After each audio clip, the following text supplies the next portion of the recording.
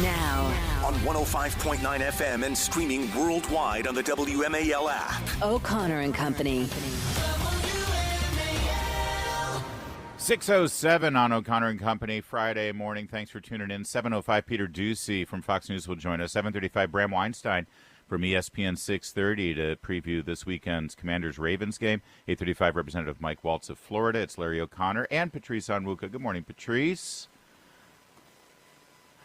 All right. I'm going to assume that you said Happy Friday, but we did not have your mic up. Yeah. So say it again. Happy Friday, folks. There it we is. made it. Okay. Not only did we make it to Friday, but you and I both survived the chicken Big Mac and our taste testing We yesterday. We will revisit that later in the program. Yes. We will give you our reviews. Shorthand, spoiler alert, McDonald's, back to the drawing board. Okay. Yesterday, the completely genuine and not fake at all and not scripted and constructed in any way whatsoever, Kamala Harris did her very first town hall. You know, this has become a thing that candidates do genuinely over the course of the last 15 or 20 years. Trump does town halls all the time. You do a town hall. And the town hall idea is you get a bunch of regular citizens in the audience and the candidates up there, and over the course of an hour and a half, 2 hours, they get to stand up and ask a question directly to the candidate.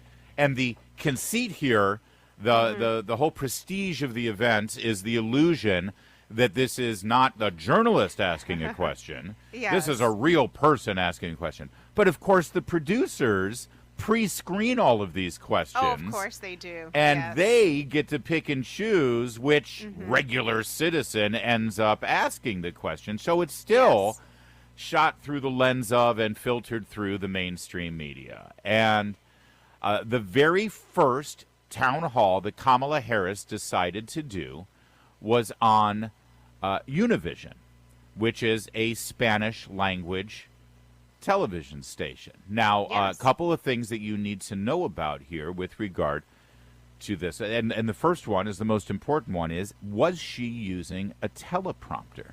Because there is a shot that shows her, there's like a behind the back shot of the audience, and it goes behind Kamala Harris as she's addressing the audience, and you can see a teleprompter right in front of her. You also see the teleprompter, what appears to me, now the camera's moving, so but it looks like the teleprompter is actually scrolling while she's talking. Yes. But either way, there are definitely words on the teleprompter while Kamala Harris is answering a question. And then, halfway through the shot, someone turns off the monitor on the teleprompter. Almost like the director said, you know, oh my gosh, the teleprompter's in the shot, you know, turn it off, right? We don't know, and of course Univision, owned by NBC News, if I remember right, they're not saying a damn thing about it.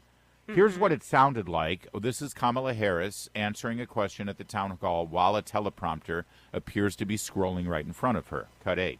Victim of crime. Are you a Republican? Are you a Democrat? The only question I ever ask is, are you okay? And sadly, we have seen over the last 2 weeks since Hurricane Helene. Yeah, all right. And she's talking about how people are politicizing the hurricane.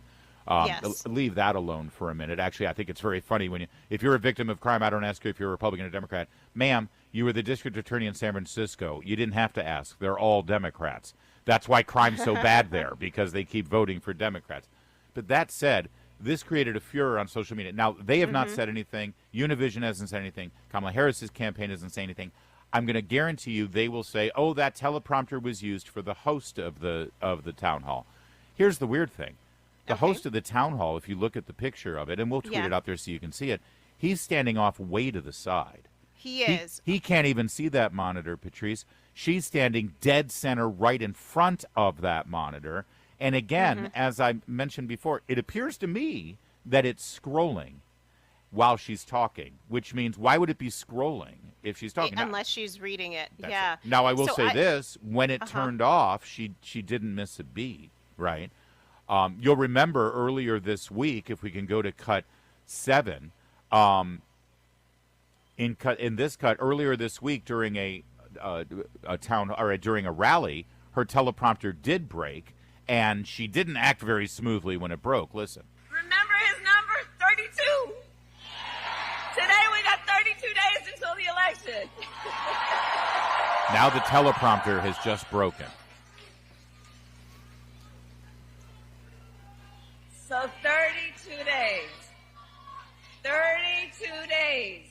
Okay, we got some business to do. All right. Yeah, you could see. I mean, it's broken. The teleprompter's frozen, and so all she's got in front of her is 32 days, so she keeps repeating the same thing over and over again.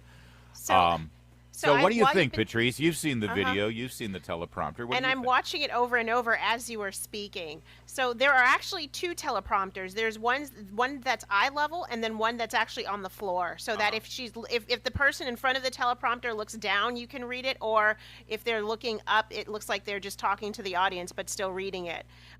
Yes, the host is to her right, but still, and they could potentially see the teleprompter, the host, but it's very far and the text is really small for them.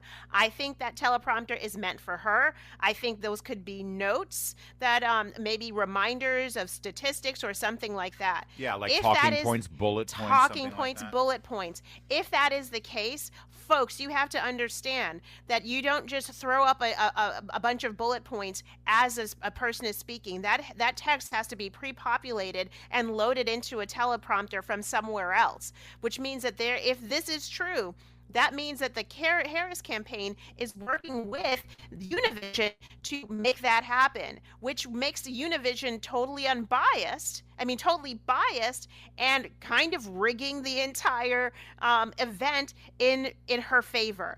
I mean, that would totally undermine every bit of trust that Spanish-speaking and Americans, frankly, English-speaking watchers and listeners would have in Univision. I'm trying my best to figure out what it could possibly be. Maybe they're notes, maybe they're cues. It's hard to read the actual text, but it is noticeable that it goes blank as soon. The text doesn't seem to move, at least in the videos that I've seen. I thought it was scrolling, but it's not scrolling. It's stationary until the camera pans right behind her. Then it instantly disappears. That is what makes it sketchy, which makes me think that those notes are probably pre-populated talking points for whatever the question is going to be. Okay, it's so all staged. So from your perspective, it doesn't seem to be scrolling, because I've watched it several doesn't. times, and to me, half the time it looks like it's scrolling. Maybe it's because of the motion of the camera It behind. could be that. But you're right. The biggest smoking gun here is if that wasn't a teleprompter for her use and there was nothing abnormal about it, why did they immediately shut it off? Exactly. When it was caught on camera, right? And in terms of the trust that people have with Univision is a media and news organization, but actually they have an agenda. Every journalist on there, it pushes for open borders and amnesty. So we don't have much trust in them anyway. Didn't I mention? I believe they're owned by NBC News. I mean, that's There you go. That tells you a lot. They're owned by one of the major media corporations. Listen, in terms of coordination, Michael Tracy, an independent journalist and a liberal, Yes. he was there, and he told us a little bit about what was going on behind the scenes at this town hall before it went on the air. I'll share with you what Michael Tracy, a liberal independent journalist, reported last night. And we'll also get to some of the things she said. Spoiler alert, she debuted a brand new Spanish accent for everybody. It's very exciting. Oh, no. Because she's Jenny from the block, man. Que So we'll get to bueno. that in a minute, too. First, though, at 6:15 WMAL traffic. Current ownership of Univision is actually private. Okay. I believe it's Telemundo who's owned by NBC. Either way, we've seen Univision and their agenda over the years. They're certainly in one camp here, and it ain't MAGA, that's for sure. They need to come clean about this teleprompter, open up the books, reveal everything. What coordination and communications did they have with Kamala? Let's face it, Kamala Harris doesn't do a whole lot of media until the last 4 days because she's desperate. She hasn't done a town hall before now.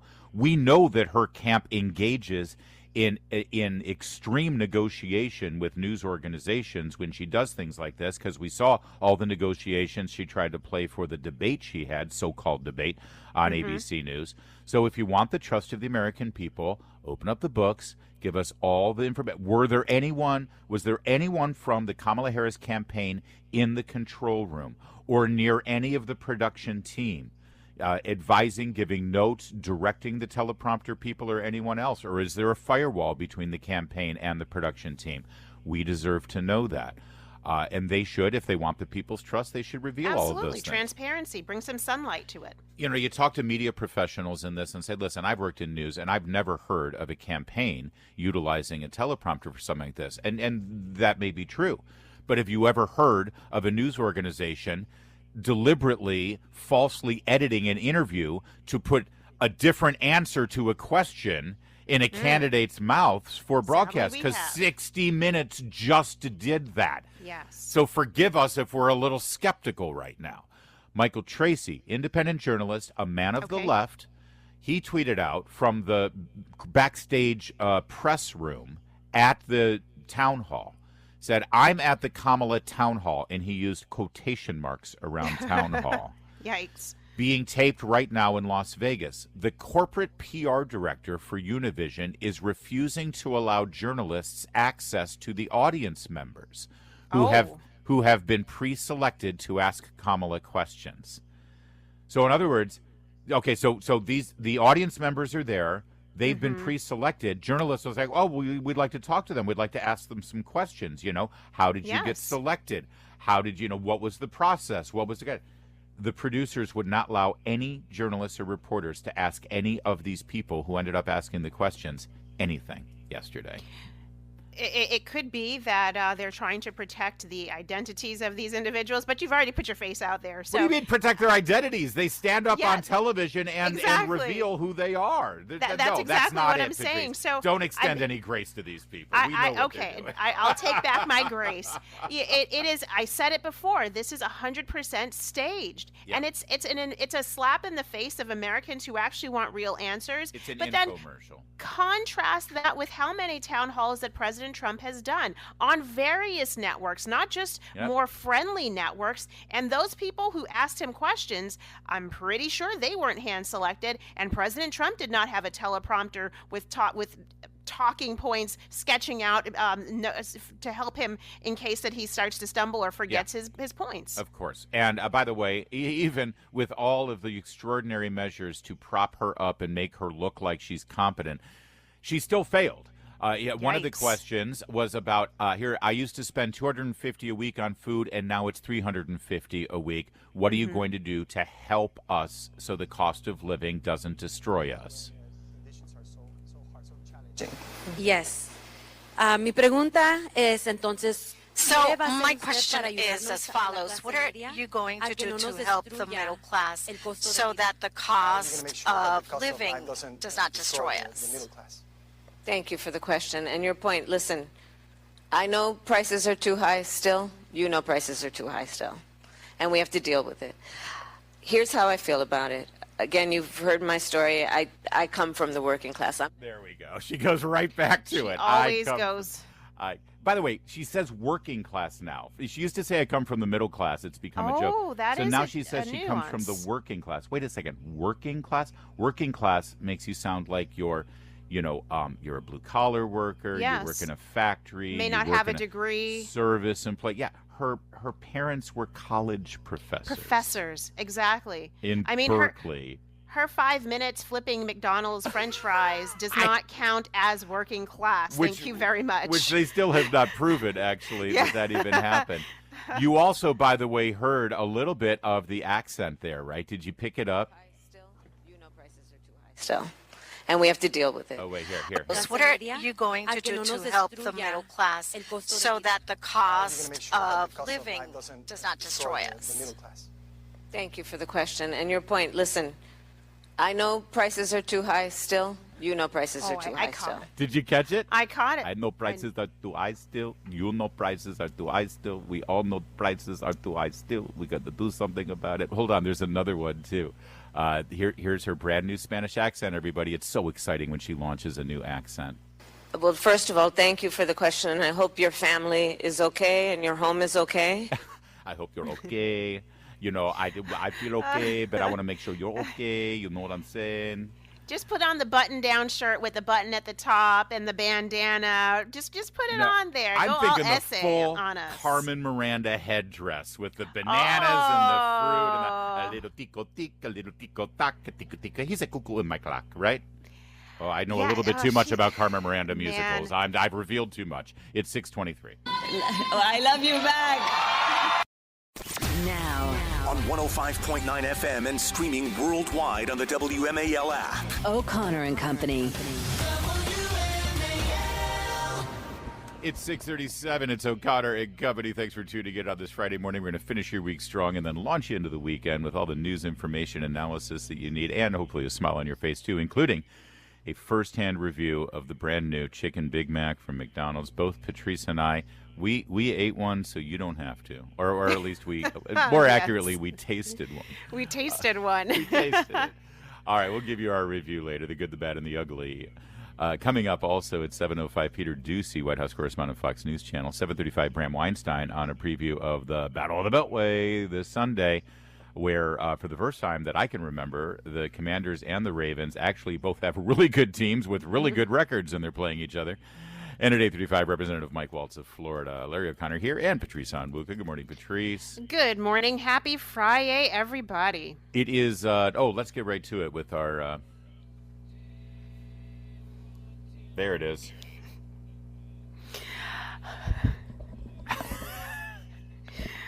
Who That did would this? That's the Who did official this? Tim Waltz theme song, Tampon Tim. Well done. You got to love the creativity and ingenuity of the Yes, American I people. do. Who says I we're not do. talented? Tampon Tim, or Jazz Hands Walz, whatever you would like to call him, he's being dispatched now for a very important mission to help save the, rapidly doomed Kamala Harris for president campaign. It has not been a good week for Harris Walz. It has not, but yeah. They've got a solution. Here's the scoop from Politico. Tim Walz to kick off man-focused media blitz. A man-focused media plan. Yes.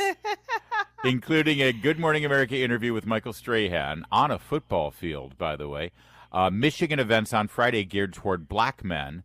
Friday Night Lights at Mankato West, and pheasant hunting with social media influencers. All right, so this is the Politico story. Pheasant hunting? What? Pheasant hunting with social media influencers. The drag queen transgender TikTok people who are for Harris, they're going to go put shotguns in their hands and they're going to go pheasant hunting.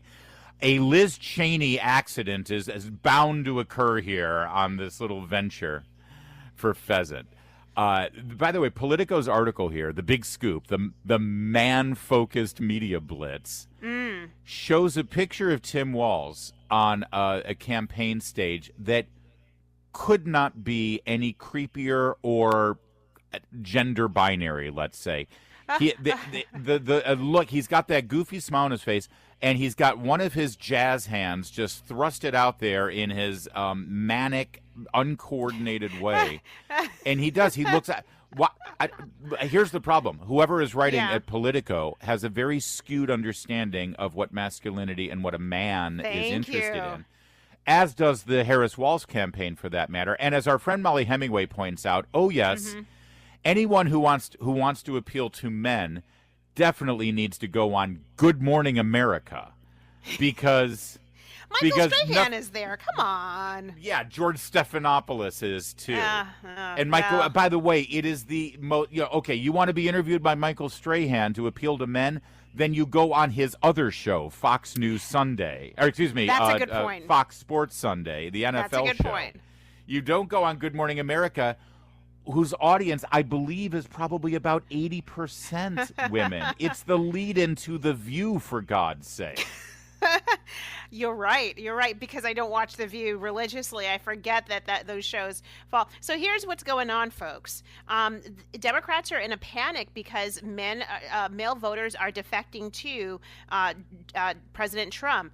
New York Times Siena College poll survey finds that Trump has a 11% lead, 51-40 over Harris when it comes to men. And in battleground states, particularly with Hispanic men and black men, Hispanic men, he leads Harris by 51% to Harris's percentage of the black male Latino vote. So what they're trying to do is they're recognizing they need a strong male figure to lure men back in, because obviously men see President Trump as a strong leading male figure who leads the nation, makes deals, is in business, is in family, and they want to counter that. And who do they find? Like, who do they find? Tampon Tim? Come on now. Listen, Tim Walz, I love the Politico subheadline. Walz's folksy relatability on TV played a central role in elevating him to Harris's running mate this summer. Relatability to whom? Relatability to the people who watch MSNBC, which is all angry left-wing liberals who they've already got. He's not relatable to the men that they're now trying to reach out to. They have a very skewed understanding of what men want in their leaders. He's going to go out and act like a man. He's going to talk to a football player at a football field, and then he's going to go pheasant hunting. Guys, this is what men want. Men don't like Donald Trump because he seems more masculine. They like Donald Trump because he's got policies that help us get good jobs that make good money so that we can protect our wives and our children with financial security. That's right. He also supports police officers who bring law and order to the streets. So again, we as men don't have to worry as much about the safety and security of our wives and our children. This is about policy. They're losing men because of policy, not because men want some guy with jazz hands to go up there and shoot a pheasant. This is an embarrassment, and they still don't know what they're doing. This is going to be a disaster. By the way, in fact, I want you to listen. We've got a little clip of Tim Walz in this interview with Michael Strahan. We're going to play it for you coming up in just a moment. It's 6:40. WMAL, making sense of the border, because laws either matter or they don't. Download the WMAL app to stream us for free. All right. The Kamala Harris for President campaign realizes that they've got a major problem with the man vote, the male vote, especially in the swing states of Pennsylvania, Michigan, Wisconsin. So who else do you ask to go out there and be a manly man and get those men? Tim Walz, of course, a man whose major achievement as governor of Wisconsin was to let cities burn during riots and allow people's lives to be destroyed by taking the sides of the arsonists in the street instead of law enforcement and public order. And to make sure that there are tampons in the boys' rooms for in public high schools for minor children, for minor boys. That's how he got the name Tampon Tim. I mean, there could have been other reasons why he got that name. But, we don't even want to know. That's how he got the name Tampon Tim. All right. So now they've leaked out a little bit of this interview with Michael Strahan, a very manly football player who's now on, shows that appeal to women. Again, I don't even want to second. Listen, they're the experts. Tim Walz on Good Morning America. Okay. That's what's going to get the men's vote. So take a listen to this, where I got to say, all credit where it's due. Michael Strahan actually asks a follow-up question that traps Tim Walz, and he flounders. Listen to this. I want to go back to something you said on Tuesday. You said, I think all of us know the Electoral College needs to go. But the campaign came out later that night, and they said that's not their stance. Well, it's not the campaign's position. And the point I'm trying to make is that there's folks that feel every vote must count in every state. And I think some of folks feel that's not the case. Our campaign does that. And the point I'm saying is I'm in 5 states in 2 days. We're out there making the case that the campaign's position is clear, that that's not their position. Their position and my position is to make sure that everybody understands their vote, no matter what state they're in, matters. So that's something that you and Vice President Harris disagree on? I have spoken about it in the past, that she's been very clear on this, and the campaign, and my position is the campaign's position. Well, that cleared it up. What? He literally just talked in a big circle. Well, actually not a circle, like a scribble. He has been caught off guard because he has not done any interviews. And kudos to Michael Strahan for saying, wait a minute. What So you said is disagree on contradictory. this? Yeah. Exactly. So to your I have boss. my position. The campaign has their position, and it's different. So you disagree? No, my position's the same as the campaign position. Larry, we now know why Tim Walz has not been doing interviews. Right. Why, we thought that he was going to be the biggest surrogate for Kamala Harris, but he's even worse than she is. So well, and then there's his wife, Gwen Walz, oh, who continues she's to do appearances that are just so weird and bizarre. She did one in Wisconsin. It's in a public library, and it looks like there are 20 people there. And listen to what happened. When the Scarlet team comes on the field, we will all stand up and cheer. To the other team we'll never yield, and we won't forget we're here. We will fight for victory and win. We will conquer every foe. All right, so she's singing some school fight and song. And her eyes are bugged out. It's kind of creepy to watch it, but yeah, no, very cringeworthy. Well, and she talks to everybody like it's like she's singing to a kindergarten class. It's just a very. All right, so listen, I hate to give the Kamala Harris campaign a hint here, but you don't sit with Michael Strahan on Good Morning America. You don't go on a pheasant hunt with a bunch of TikTokers to appeal to men. You know what you do? You do what Donald Trump did. Donald Trump sat with the Andrew Schultz podcast. It's just Trump and 4 dudes, and they just talked about anything. And I want you to listen to this exchange because it has to do with Tampon Tim and nicknames. You're very good. You are. Pocahontas. Yeah. We have names. What about, and there was, Tampon Tim was good. What about, the problem with Tampon Tim, it's hard to say. Yeah. In other words, it's a mouthful. It's a lot. Yeah. Tampon. And you can't stutter it through when you call it. It's really a lousy word to say. Yeah. But it's quite accurate, right? There are some, like Comrade Kamala. It's a little hard to say. She's comrade because she's obviously a communist. Yeah. She's horrible. So I call her comrade. Yeah. And it's not bad, but when you put the names together, it's a little. You got to be able to pume. No, you got to be able to put it out there. But we have a lot of good ones. A lot of them I can't go into with you because some of my best ones. Some of my best ones are from the Republican primaries. Oh yeah. And they're all friends of mine now. I don't know. It's this. Maybe it's me. I'm a guy. I'm a male voter, and that's more appealing to me than Tim Walz bumbling his way through an interview on Good Morning America. And then they go back to studio with the most effeminate man you'll meet on television, George Stephanopoulos. Oh, goodness. By the way, that interview, that podcast, Andrew Schultz, Flagrant, 1.7 million views already on YouTube. Well, did you hear Joe Rogan has said he might have Trump on within the next few days? Yeah, I think that would break the internet. It will, and it will certainly shore up the male vote, if that's the concern right now. Tim Walz's jazz hands at a pheasant hunt with TikTokers, that ain't gonna do it, friends. That ain't gonna.